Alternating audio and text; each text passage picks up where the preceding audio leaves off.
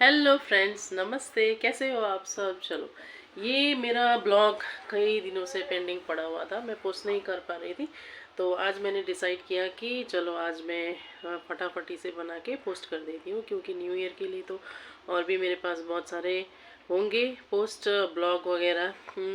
तो ये ब्लॉग मैंने पुराने जो हमारे पास पर्दे पड़े रहते हैं, जो टेडी बियर्स, जो हम जिसका हम कुछ भी नहीं कर पाते, टेडी बियर्स का ना हम उसको सजा पाते हैं, ना उसको हम रख पाते हैं, तो इन सब चीज़ों से मैंने कुछ बनाया है अपने लिए बहुत ही ज़्यादा यूज़फुल, जिसको आप एकदम घर में अपने डेकोरेशन के लिए यूज़ कर सकते हो, अपने पिलो के लिए यूज़ कर सकते हो। तो इसको ही बनाने में मुझे बहुत ज़्यादा दिनों का टाइम लग गया, क्योंकि मेरे 12 बजे का रूटीन इतना ज़्यादा लंबा हो जाता है कि सारा मेरा समय उसी में चला जाता है और मैं दोबारा उस काम पर ध्यान ही नहीं दे पाती। तो सबसे पहले तो मैंने उस टेडी बियर को, पुराने टेडी बियर को क्या किया है, सबको खोल दिया है अच्छे से, पूरा खाली करके उसको मैंने धो दिया है। धोने के बाद जो मेरे पास पुराने पर्दे जिसको हम दोबारा यूज़ कर सकते हैं, उन पर्दों को मैंने बहुत ही अच्छी तरह से क्लीन करके उसका मैंने पिलो कवर वगैरह बना लिया। पिलो कवर बनाने के बाद जितने भी मेरे पास फाइबर वगैरह टेडी बेयर्स, पुराने टेडी बेयर्स वगैरह पड़े हुए थे, उसको काट करके छोटे छोटे टुकड़ों में अच्छी तरह से दोनों को मिक्स करके फिर उसका मैंने कुशन बना लिए और कुछ का मैंने पिलो कवर बना लिया। तो कम से कम इसी में मुझे इतना ज़्यादा टाइम लग गया कि मैं ब्लॉग बना ही नहीं पाई। दूसरी बात कि अभी कपड़े इतने ज़्यादा सस्ते हो गए हैं कि एक जो हमारा पहना हुआ, ऑलरेडी पहना हुआ कपड़ा है, तो वो हम दोबारा पहनना नहीं चाहते। तो चलो कुछ ना कुछ इसका हम कर सकते हैं, अगर तो करना ही बेस्ट रहेगा। अगर इसे हम एक कोने में फेंक देते, पूरा पोटला वगैरह बना के एक कोने में फेंक दिया, तो वही स्पेस आपका चला जाता है। उस स्पेस में तो आप काफ़ी कुछ इधर उधर कर सकते हो ना। तो इससे अच्छा है जो जितने भी आपके पुराने कपड़े हैं, बचे हुए पुराने कपड़े, वो कोई पहनना भी आजकल पसंद नहीं करता, तो किसी को आप दे सकते हो तो दे दो। अगर नहीं दे सकते, वो पुराने कपड़े आपका जगह स्पेस ले रहे हैं, स्पेस खा रहे हैं, उस जगह का आप कुछ नहीं कर पा रहे, तो शायद अगर आप इस तरह से उसका यूज़ करो तो आपके भी काम में आ सकता है ये। तो मेरे लिए तो ये बहुत ही ज़्यादा यूज़फुल रहा। तो आप लोग भी, अगर आप लोगों को ये ठीक लगे, तो आप लोग भी इसी तरह से ज़रूर ट्राई कीजिएगा। तो कभी भी मैंने अपना इवनिंग रूटीन अपने ब्लॉग में शेयर नहीं किया है, तो इस बार मैं अपना इवनिंग रूटीन भी इस ब्लॉग में शेयर करने जा रही हूँ। देख लीजिए, मैं घर में बैठ के क्या करती हूँ। इतना ज़्यादा मेरे पास फ्री टाइम नहीं होता। जितना भी मेरा फ्री टाइम होता है उसमें मैं अपने क्राफ्ट वर्क में दे देती हूँ, स्पेंड करती हूँ। मुझे इतना ज़्यादा क्राफ्ट तो नहीं आता है, कभी कभी कोशिश कर लेती है, लेकिन 25 दिसंबर को कुछ ज़्यादा ही मैंने स्पेशल सोच के रखा था कि मैं केक की रेसिपी आप लोगों के साथ शेयर करूँगी, लेकिन अनफॉर्चुनेटली मैं बुरी तरह से फेल हो गई। केक बनाने के चक्कर में तो मेरा हाथ भी थोड़ा सा जल गया, बहुत ही कम जला है, लेकिन इतना ज़्यादा पेन हो रहा है कि अभी भी कंटिन्यूस पेन ही हो रहा है। मैंने बहुत बार ट्राई किया उसको बनाने का, लेकिन अच्छी तरह से नहीं बना पाई। नेक्स्ट देखती हूँ, अगर बाई चांस बनाने की कोशिश तो मैं कंटिन्यू करूँगी, जब तक मुझसे बन नहीं जाता उसको मैं रेगुलर बनाऊँगी। कुछ आइटम हैं जो मुझे नहीं मिल रहे हैं अभी, तो उन आइटम के मिल जाने के बाद मैं दोबारा कोशिश करूँगी। अगर मैं सक्सेसफुल हो जाती हूँ तो आपके साथ वो वीडियो मैं ज़रूर शेयर करूँगी, तो आप लोग भी देखना उस वीडियो को। गुड मॉर्निंग फ्रेंड्स, ये है मंडे मॉर्निंग जिसमें 6 बजने वाले हैं। मेरी सुबह हो चुकी है और ये मैंने पूरे कपड़ों को भिगो दिया सुबह सुबह। ये है मेरा टेरेस, जो कि अभी बुरी तरह से बिखरा पड़ा है। छोटा मोटा काम चल रहा है घर में, पूरा अस्त व्यस्त है। और इसी बीच में मेरे फूल यहाँ पे, जो हमने छोटा सा इधर पे गार्डन बना के रखा है, इतने सुंदर फूल लगे हुए, मतलब डाली इसकी कम पड़ रही है, इतने ज़्यादा फूल लगे हैं। और ये है राय का साग, जो हमने छोटे छोटे कार्टून में, छोटे छोटे पॉट्स में लगा के रखा है। और ये देखिए मेरे फूल, इतने ज़्यादा फूल लगे हुए हैं कि डाली भी वहाँ पे नहीं दिख रही है, लेकिन काम चलने की वजह से ये फूल इधर उधर हो रखे हैं, बिखरे पड़े हैं। कभी इधर से उधर हटाओ, उधर से उधर हटाओ। तो ये है मेरा छोटा सा टेरेस। ये देखिए इस तरह से कुछ बिखरा पड़ा है कि अब देखने के लायक है। ये है मेरे सुबह का नाश्ता, जिसमें मैंने मटर प्याज टमाटर की छोटी सी अचार बना ली, ये है गरम गरम रोटी। और ये सब करने के बाद फिर मेरे हस्बैंड और मैंने बैठ करके खाना खाया। और ये है मेरे टेडी बियर, जो छोटे छोटे पुराने टेडी बियर है, जिनका मैं कुछ भी नहीं कर सकती, इसे सजा भी नहीं सकती, इसे फेंक भी नहीं सकती। तो मैंने इन टेडी बियर को छोटे छोटे टुकड़ों में काट लिया, जिसको काटने में, जिसके कटिंग में मुझे बहुत ज़्यादा समय लग गया। और फिर इसके बाद मैंने रुई को और जो टेडी बियर के मैंने छोटे छोटे टुकड़े कर रखे थे, उन दोनों को अच्छे से मिक्स किया। इस फाइबर को मैंने अपने हाथों से ही अलग अलग किया। जैसे ही मुझे थोड़ा सा फ्री टाइम मिलता था तो मैं इसको लेकर के बैठ जाती थी। और इन दोनों को अच्छे से मिक्स करने के बाद जिसमें मैं ये भर रही हूँ वो पर्दे का कपड़ा है। पर्दे को भी मैंने अच्छी तरह से कटिंग करके इसको मैंने हाथ से ही सिला लिया। पिलो टाइप का एक बैग बना लिया। आप लोग इसको अगर पिलो के लिए यूज़ करना चाहते हो तो पिलो टाइप में कटिंग कर लेना पर्दे का। अगर आप इसको कुशन टाइप में बनाना चाहते हो तो थोड़ा सा कुशन कुशन टाइप का ही आप इसको कटिंग करना। तो इस तरह से मैंने टेडी बियर और फाइबर दोनों को मिक्स करके अच्छे से अपने पिलो में भर लिया। पिलो को इसमें भरने के बाद इसके ऊपर की सिलाई मैंने परमानेंट कर दी। तो अगर अगर इसे अब टाइम टाइम में खोलना हो तो टाइम टाइम में इसे खोल करके भी इसको आप अच्छी तरह से साफ़ कर सकते हो। तो कुछ इस तरह से मैंने अपने पुराने जितने भी पर्दे हैं, जितने भी मेरे पास पड़े हुए टेडी बियर्स वगैरह हैं, जिसको मैंने अच्छे खासे अपने काम में लगा लिया। तो इस पिलो के ऊपर आप अगर कवर लगाना चाहते हो तो वो भी लगा सकते हो। अगर पिलो के ऊपर कवर नहीं लगाना तो आप इसे ऐसे भी रख सकते हो। लेकिन अगर मुझे कुछ करना पड़ा तो मैं इस पिलो के ऊपर एक कवर ज़रूर लगाना पसंद करूँगी, क्योंकि अगर आप इसे ऐसे ही रखोगे तो ये बहुत ज़्यादा गंदा हो जाएगा। कुछ इस तरह से बना मेरा पिलो दोनों पिलो हैं। ये देखिए, इसको मैंने चारों तरफ से एकदम बराबर कर लिया। जो फाइबर थे, जो वो टेडी बियर के जो छोटे छोटे टुकड़े थे, उनको बराबर इस तरह से कर लिया। इसी बीच में मेरा फ्रिज भी ख़राब हो गया। भैया आ गए बनाने। ये था मेरा इवनिंग शेड्यूल। इवनिंग में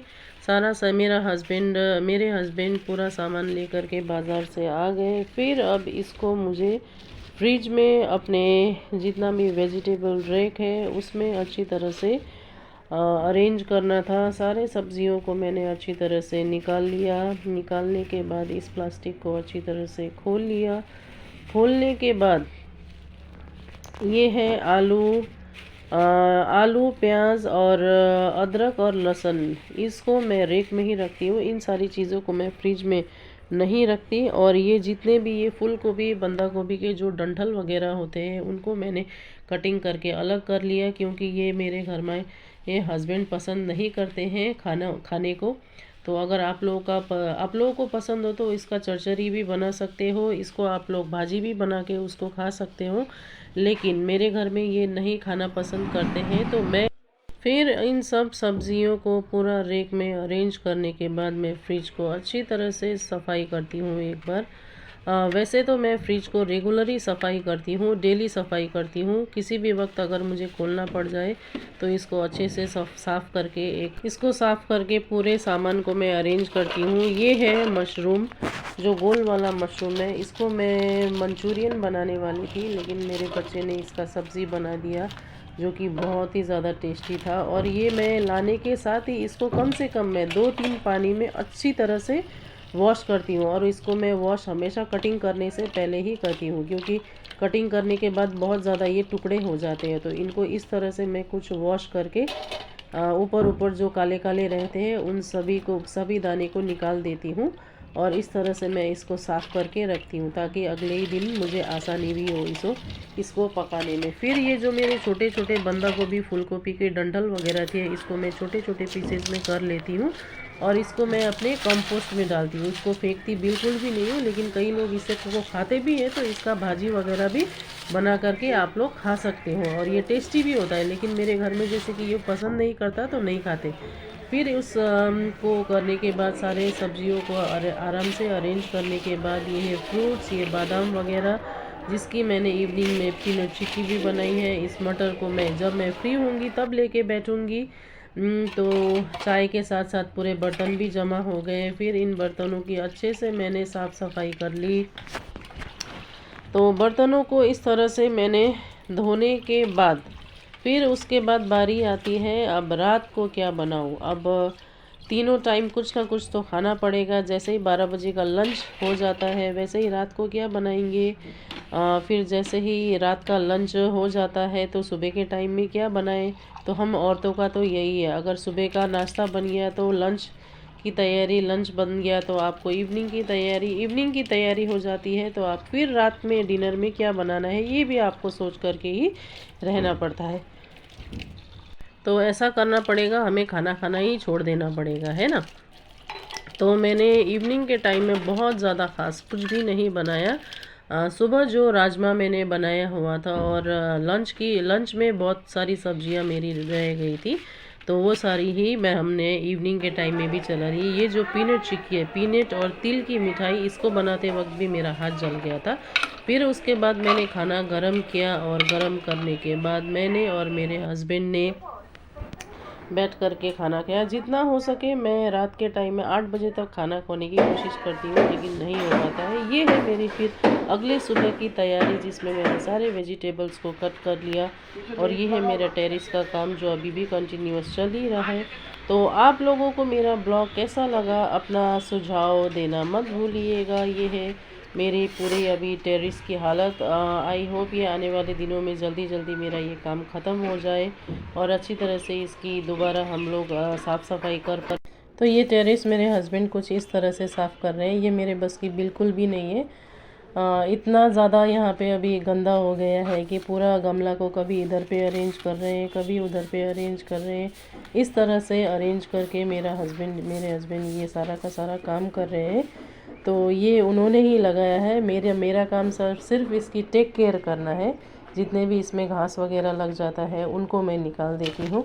और यहाँ पे ये देखिए, कभी गमले को इधर से उधर करना, कभी उधर से इधर करना। तो यहाँ पे कुछ इस तरह से ये कर रहे हैं। तो इसी बीच में देखिए ये मेरा फूल, जिसमें कि डाली कम और फूल बहुत ही ज़्यादा लगे हुए, इतने ज़्यादा खूबसूरत है ये कि मैं क्या बताऊँ। ये देखिए, और ये है मेरा वेजिटेबल पील कंपोस्ट। जितने भी छिलके वगैरह हैं सारा का सारा मैं यहाँ पे लाके और सूखने के बाद जला देती हूँ।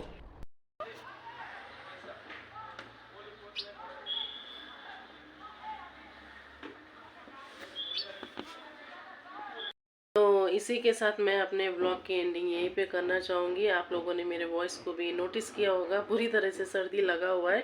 अब ये सर्दी मुझे कभी नहीं छोड़ने वाला, ये मेरे साथ हमेशा लाइफ लॉन्ग रहने वाला है। इधर गया उधर गया सर्दी तो मुझे लगी जाती है। तो ये वाला मेरा वीडियो आप लोगों को कैसा लगा, टिप्स एंड ट्रिक्स कैसा लगा, आप अपने खाली समय में इस काम को ज़रूर कर सकते हो। जितने भी आपके पास पुराने कपड़े हैं, पोटली बना के कोने में फेंकने से अच्छा है आप लोग उसका कुछ ना कुछ यूज़ करो। अगर कोई लेने वाला है तो अच्छी बात है, दे दो उन्हें, उनके भी कुछ यूज़ आ जाए। अगर कोई लेने वाला नहीं है, किसी को नहीं चाहिए वो कपड़े, तो आप लोग इस तरह से भी उसको यूज़ कर सकते हो। पीलो बना लो उसका, तकिया बना लो उसका, उसका सोफ़ा का कुशन बना लो आप, लंबे लंबे वाले गोल गोल करके।